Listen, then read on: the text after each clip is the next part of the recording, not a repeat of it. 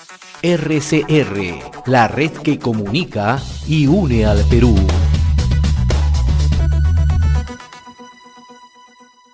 A esta hora vamos a tomar contacto con César Zamora Bento, reconocido economista, mejor analista en temas políticos, a quien le agradecemos la gentileza de compartir esta comunicación a través de Conexión Perú en RCR, Red de Comunicación Regional. César, muy amable como siempre, gracias.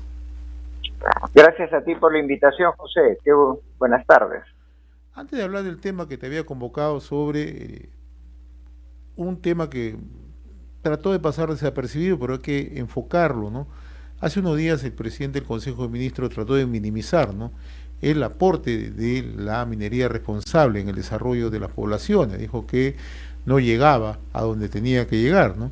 Y ayer hemos visto también que la vicepresidenta en la reunión en el Foro Económico de Davos en Suiza también ha tenido una posición, ¿no?, donde trata de endilgarle todos los problemas del país, ¿no?, a la derecha y obviamente también a la minería. Pero antes de conversar sobre ese tema, me gustaría un poco analizar contigo lo que de una u otra manera ya va tomando forma, ya hay mucha opinión, ¿no?, en redes sociales, fundamentalmente esta difusión de audios, ¿no?, en el programa que conduce Phyllis Batter a través de Willax, ¿no?, donde ya vemos cómo se ha ido tejiendo, ¿no?, antes de incluso la juramentación del presidente Pedro Castillo en el 2021, ¿no?, haciendo todo un organigrama, ¿no?, para ingresar y tomar el poder, ¿no?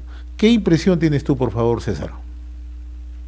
Bueno, la impresión inicial es, primero, la contundencia del periodista Phyllis Batter al hacer las afirmaciones que ha hecho tanto antes de ayer como el día de ayer. Contundencia en poner inclusive su prestigio haciendo afirmaciones que un periodista cuajado como él solo lo hace cuando tiene la plena convicción de que cuenta con todos los elementos para calificar, como lo hizo el día de ayer, de ladrón al presidente de la República. Si un periodista de su quilaje lo afirma, yo tengo mucha certeza de que existe mucha probanza sobre estos videos y lo que se vendría después. Ahora, el contenido que data del 25 de julio en estas dos primeras presentaciones se ha corroborado con lo que ha sucedido en el tiempo. O sea, si en ese momento estaban hablando de Juan Silva, estaban hablando de cómo se está organizando las principales carteras para poder armar toda una estructura de delitos delincuencial, no me queda la menor duda, José, de que están agarrando una vena muy fina sobre lo que ya nosotros presumíamos. Este gobierno no es ni ideológico siquiera, es un gobierno que ha entrado prácticamente a saquear los recursos del Estado, y la finta, como siempre lo hacen los comunistas, es una lucha de clases, una reivindicación de los más pobres, pero al final lo que hacen es entrar a un país que por sí, algo es cierto, es un país rico, pero esa riqueza la quieren defalcar, y eso es lamentable porque al final no solamente pone en riesgo el desarrollo de la población, sino pone en riesgo el mecanismo económico que tan bien ha estado funcionando durante las últimas décadas. César, hace unos instantes yo conversaba con Tirso Vargas, que es un reconocido analista en Puno, ¿no?, bastante objetivo, ¿no?, y él me explicaba que, si bien es cierto, la opinión pública conoce de la difusión de estos audios, pero no tiene la contundencia, no tiene el peso, incluso que la población no le toma mayor interés, ¿no?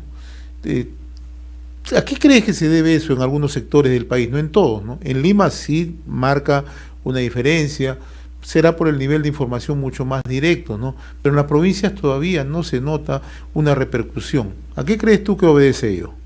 Bueno, en alguna oportunidad estuvimos conversando, José, y te decía de que la población, en el mayor porcentaje de la población económicamente activa que labora, es una población económicamente activa informal. Su actividad es la informalidad, tienen que conseguir los recursos en el día a día, y en realidad se preocupan más en atender las necesidades de conseguir recursos y atender las necesidades de la familia que en escuchar estas cosas que hay veces inclusive parecen hasta absurdas, parece salido de una serie de Netflix en los niveles más altos del crimen organizado.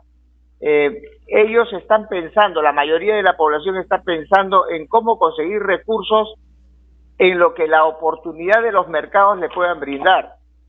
La gente que más o menos se informa puede dar cuenta y puede analizar de que esto traería como consecuencia un descalabro económico que va a poner en peligro no solamente a los informales, sino que va a volver informales a los que hoy gozan de cierta formalidad. Estoy hablando de los trabajadores públicos, estoy hablando de los trabajadores en la actividad privada y de las empresas privadas. Ellos están dándose cuenta que cada día los ingresos que tienen por efectos de esta inflación, que cada vez está incrementándose, están perdiendo capacidad adquisitiva y también las posibilidades de satisfacer sus necesidades. Están perdiendo bienestar. Y están perdiendo bienestar de una manera tan acelerada que ya existe temor en estos sectores formales de la economía de que en algún momento puedan ser despedidos de un trabajo, puedan tener problemas para reinsertarte a un nuevo puesto laboral porque sencillamente no hay inversión.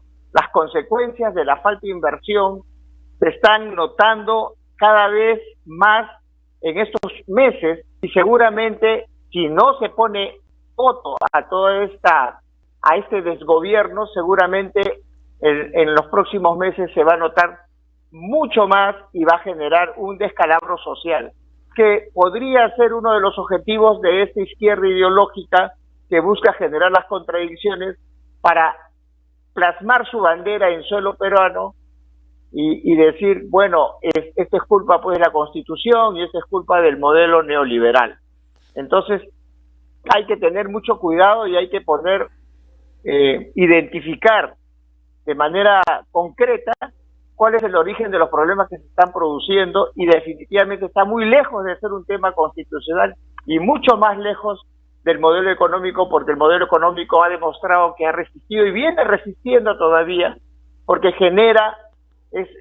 este modelo viene dando respuesta de manera meridiana a las necesidades de la gente en un clima totalmente adverso y sin rumbo económico.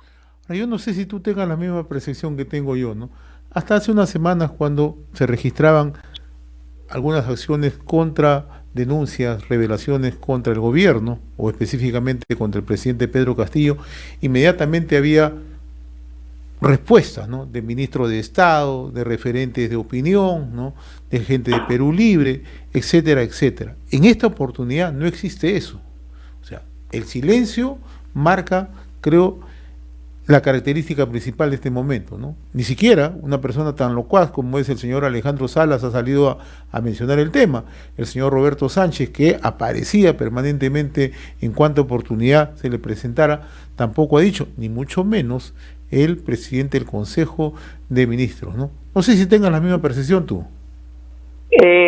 Yo creo que andan medios preocupados, inclusive si nosotros tomamos en consideración la última entrevista que le hacen al señor Torres, como que deja, digamos, cierto campo de incertidumbre a la veracidad de los audios que se están transmitiendo. O sea, no la descarta, ¿no? Habla de investigación, habla de esclarecimiento, pero digamos, sienten que no se pueden lanzar con una defensa cerrada ante evidencias que al final le podrían estallar en la cara. Están, creo yo, manteniendo su opinión a buen recaudo en un escenario que para ellos mismos se torna incierto, porque de ser verdad y de haber más elementos probatorios en lo sucesivo, sea con audio, sea con videos, ellos son los primeros que van a pagar las consecuencias, no solamente en el ámbito político, José, sino también en el ámbito penal. Sí, eso también es una de las, creo, de las singularidades de este caso, ¿no? Donde muchos guardan silencio porque han visto que la cosa no está pareja, ¿no? O sea, la cosa viene para más, tal como lo anuncian, ¿no? Que hay más audios, ¿no? Más revelaciones, ¿no? Vamos a tocar... Pero José, sí, cómo no. Permíteme, en realidad, independientemente de los audios que cada vez son más contundentes, hasta antes de los audios, el país ha tenido evidencia suficiente como para decir que la presidencia de Pedro Castillo y la capacidad de gobernar y su capacidad moral para gobernar está en tela de juicio. O sea, estos audios lo que van a hacer es abonar más el terreno, pero desde antes de eso, José, ya la población tenía una gama de elementos, de indicios suficientes como para que el Congreso de la República, y a esa institución yo me dirijo, tome cartas en el asunto utilizando los poderes que la Constitución le otorga y haber entrado en un proceso de discusión seria para impulsar la vacancia del presidente Pedro Castillo. O sea, las evidencias ya están. Lo que estamos haciendo ahora con estos audios, lo que se está haciendo es abonar más un terreno que ya está suficientemente abonado y que por demás existen evidencias de que con este gobierno y con la incapacidad moral que tiene nuestro gobernante, no vamos a ir a ningún lado y que ya hubiéramos curado en salud desde hace varios meses atrás si es que se hubiese tomado una posición objetiva y sobre todo principista en salvaguarda de los intereses del país. Permíteme tocarte otro tema, César, ¿no? Hace unos días en una sesión de Consejo de Ministros descentralizado, el presidente del Consejo de Ministros, Aníbal Torre Vázquez, minimizó, ¿no?, a la minería responsable, a la minería que genera desarrollo. Dice, no se siente, ¿no?, el apoyo, no se siente, ¿no?, en las comunidades, ¿no? Y ayer hemos visto que Dina Boluarte, en el Foro Económico de Davos en Suiza, también tiene una posición muy similar, ¿no? Va un poco más allá, incluso habla ya de contaminación, responsabiliza de contaminación a las empresas mineras formales. Eso ha valido que hoy, muy temprano, la Sociedad Nacional de Minería, Petróleo y Energía emita una nota bastante, ¿no?, enérgica, ¿no? Porque lo que se trata es de tratar de obviar, de tratar de desconocer los aportes de la minería, ¿no?, que se traducen en desarrollo, en canon, en regalías. Tú que conoces el tema, ¿no?, ¿por qué siempre se insiste en dar estos temas con la finalidad de evitar, ¿no?, que surjan nuevos emprendimientos, nuevas inversiones, es decir, frenar, ¿no?, a la minería? José, es sencillamente una ignorancia absoluta de cómo el sector minero juega en la dinámica económica del país. Es una ignorancia absoluta en cuanto a la dimensión del aporte del sector minero, no de estos años, sino desde la década de los 90. Es ignorancia absoluta en no entender ni siquiera lo más básico de las relaciones internacionales, en el caso de Dina Boluarte, que de lo que se trata cuando uno va al extranjero es atraer, mostrar la mejor parte de la figura y de las ofertas que hace el país para atraer inversiones. O sea, está de más decir que el gabinete, desde el presidente de la República y cada uno de los ministros de Estado, son ignorantes en lo que es la parte del manejo político y la parte del manejo económico. Cifras al canto, solamente para hablar. Justo cuando conversábamos me tomé la molestia de actualizar algunos datos. 2021, el sector minero ha aportado con 6.600 millones de sol. El hecho de que el sector minero aporte en esta gran cantidad en el año 2021 no no implica que el sector minero es el que tiene que ejecutar las cosas. O sea, ¿dónde lo pone? Esos 6.600 millones ya no es cuestión del sector minero, es cuestión del gobierno central, del gobierno, de los gobiernos regionales, de las municipalidades provinciales, de las municipalidades distritales.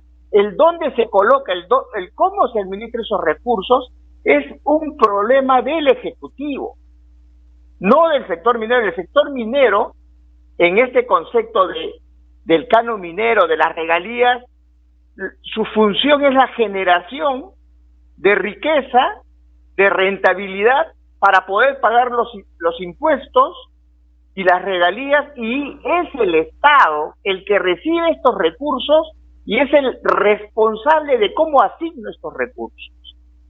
No estoy dejando de lado el hecho de que la minería actual en el país también tiene, aparte de los pagos de los impuestos, una intervención directa en las comunidades de su ámbito de influencia directa o indirecta. La minería también invierte como parte de sus costos operativos en escuelas, en vías de comunicación, en telefonía, etcétera. Aparte de eso, paga impuestos. Y son 6.600 millones en el 2021. Y mira, hay una particularidad en el año 2021. De esos 6.600 millones de soles, 2.947 millones de soles es de canon y 3.388 millones son de regalías mineras. Lo que antes era una participación no significativa, ahora esos dos elementos confluyen para que sean recursos que a través del gobierno central se transfieran a los gobiernos regionales, municipales, provinciales y distritales. Y con estos recursos puedan cerrar las brechas que tanto se reclama, las brechas sociales, las brechas alimentarias, las brechas que existen en el país y que tanto el sector público como privado son responsables, pero la billetera la tiene el sector público en este caso. Muy bien, mi estimado César, como siempre muy reconocido por esta comunicación a través de Conexión Perú en RCR, ¿no?